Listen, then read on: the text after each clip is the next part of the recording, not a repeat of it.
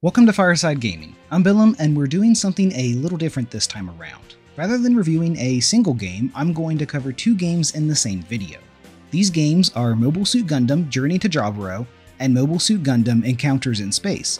If you're a Gundam fan, you might already know why I'm doing this, but just in case you aren't, I'll explain. Journey to Jaburo basically covers the first two-thirds of the original Mobile Suit Gundam anime. It's a bit stripped down, but gets the basics of the story across. For the first two-thirds of the series, most of the action takes place on Earth. However, after that, the White Base crew return to space to finish off the last third of the series. As I'm sure you can probably guess, Encounters in Space picks up at this point and covers the remainder of the original 0079 anime. Basically, by playing through these two games, you get a summarized version of the OG Gundam anime. Also, it's worth noting that this was intentional, with Encounters in Space specifically being created as a sequel to Journey to Jaburo. Normally, I would go over the story of these two games, but that's not happening this time around. I don't really feel like I need to summarize the story of a game that adapts an anime. I skipped the story in my Dragon Ball Z Legendary Super Warriors review as well, as that just makes sense to me. If you want the story of the anime, it's better to just go watch it instead. You've got the option of the original series or the 3 compilation movies, by the way. I prefer the series, but I understand that some people prefer the movies for the shorter runtime, so just pick whichever one you want. However, that doesn't mean there's no story to cover. See, one of the interesting things about these two games is that they come with bonus stories. In the case of Journey to Jaburo, it's tied to an extra mode that lets players train up their own pilots through a collection of missions. Beating this eventually gives players the chance to battle against other aces from the 1 Year War. And that's really all there is to it. On the other hand, Encounters in Space offers a full-on collection of stories. That includes campaigns for a wide variety of ace pilots from both the Federation and Zeon. These are Char Aznable, the Black Tri-Stars, Johnny Raiden, Shin Matsunaga, Yu Kojima, Ko Araki, Anna Delgado, and Seema Garahao. Boy Seema, I hope I got your last name right. Some of these simply offer different perspectives of the 1 Year War, but others, like Ko, Annabelle, and Seema, go over the events of Stardust Memory, a separate anime set 4 years after 0079. Then you've got fun ones like Yu's Story, which is an extremely brief version of the Blue Destiny games. All in all, it's a lot of fun for Gundam fans, and each of these characters gets about 3 to 5 missions, making for a lot of extra content. But the fun doesn't stop there. Arguably the biggest addition to this game is the Thoroughbred story. This is a completely original story made for Encounters in Space, and I will be covering it in a bit more detail real quick, so here is your spoiler warning and a time skip. This story follows the Thoroughbred, the 16th Autonomous Corps. This group takes off from Jaburo at the same time as the White Base, which is housing Amuro and Gundam RX-78-2. However, this unit includes Gundam RX-78-4 and Gundam RX-78-5. Piloting these are Luce Castle in Unit 4 and Ford Romfellow in Unit 5. We follow Romfellow specifically as the Thoroughbred unit focuses on watching Granada, a Zeon base, and protecting the rear of the Federation fleet as it advances on Zeon's homeland, the Space Colony Side 3. This sees them foil Zeon supply ships, stop a Granada fleet from heading to Solomon, as well as taking on troops making their way to Abawa Q. With their forces stretched thin, Luce decides to use the experimental Mega Beam launcher created for the Gundam Unit 4. It requires a massive amount of energy, and development of the weapon was ceased while it was still in the prototype phase. This is due to the unstable nature of the weapon, making it a risk to wield. Despite this risk, Luce takes the Mega Beam launcher with him, and Ford supports him in the Gundam Unit 5. Ford is successful in protecting Luce while the Mega Beam launcher charges, and they accomplish their goal of wiping out Zeon's advanced fleet.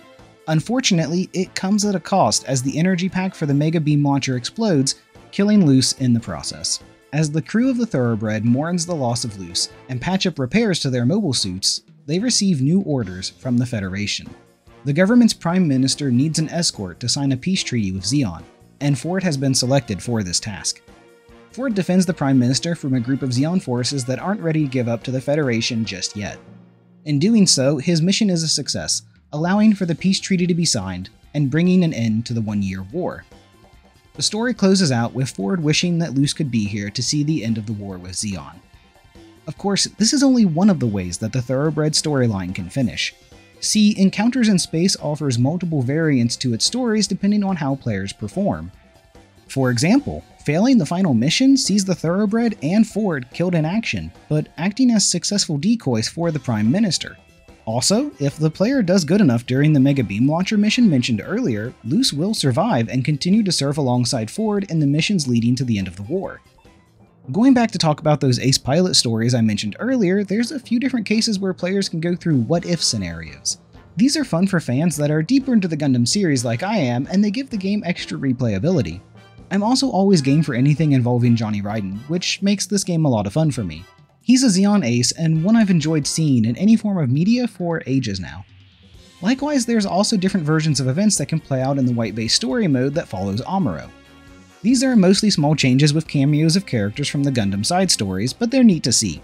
Players that really go all out in doing everything can also unlock a TV mode for the white base campaign that makes some minor changes compared to the movie version of events, which is what the normal campaign is based on.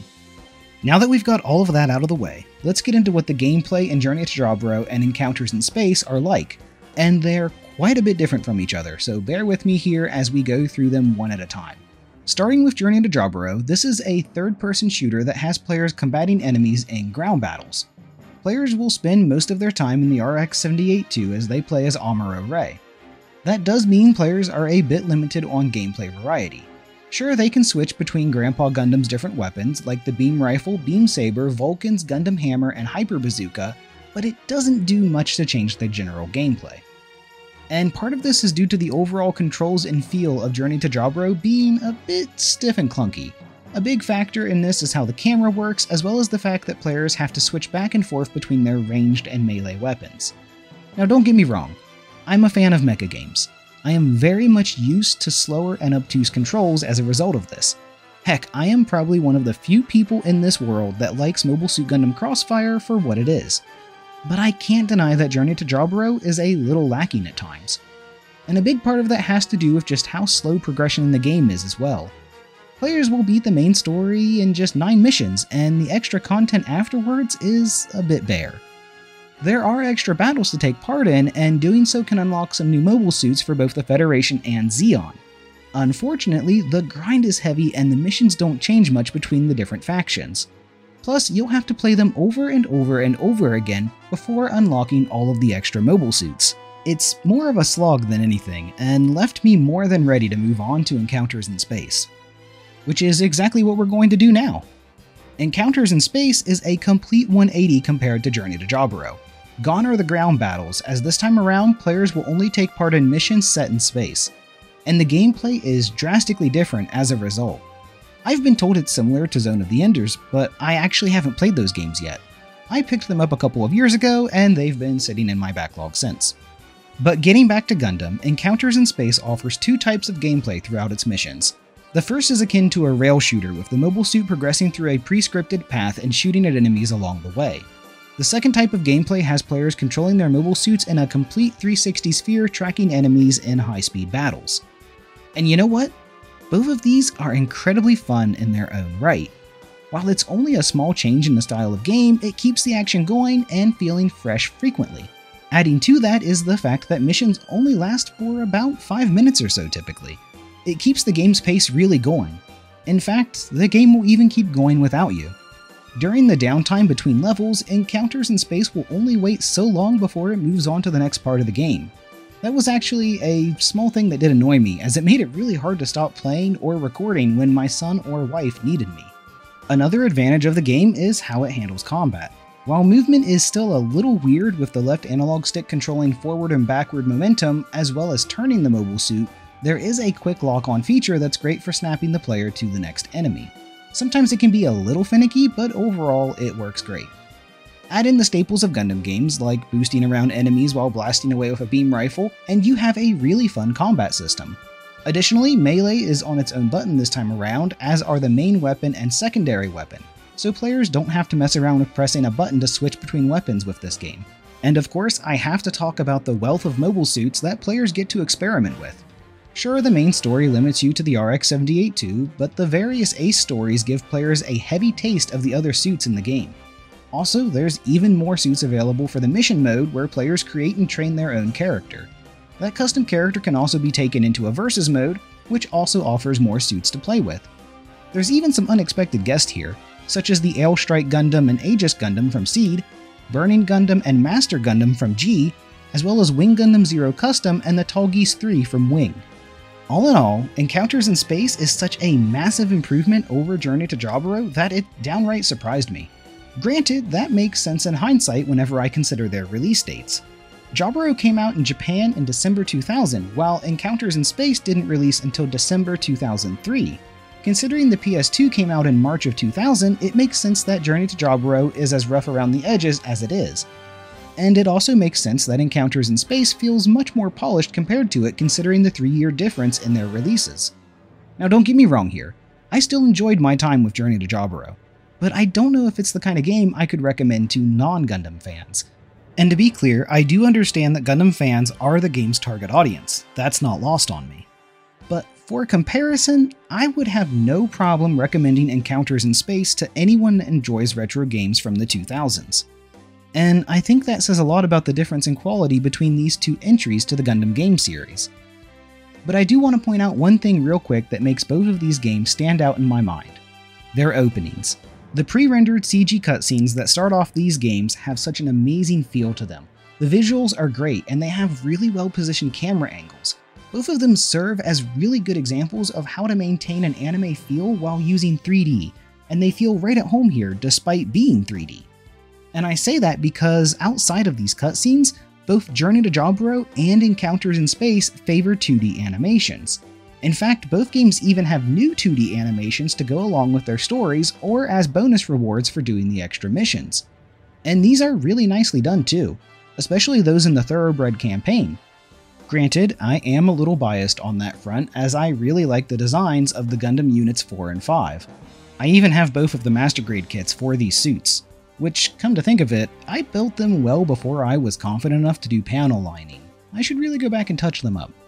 But getting back to the point, the audio in both Journey to Jaburo and Encounters in Space are both well done. They feature classic songs that Universal Century fans will recognize and feature many of the same voice actors from their respective animes. There are a couple of exceptions for War in the Pocket and Stardust Memory characters due to the different dub houses handling those, but the replacements do a serviceable job. Overall, I think both Journey to Jaburo and Encounters in Space are worth picking up and playing for Gundam fans. But if you're just looking for a fun PS2 game, then Encounters in Space is the better pick. Each of these games can be bought for between $20 and $30 at the time of making this video, which I think is a fair price for them. Thanks for stopping by for my review of these classic Gundam games.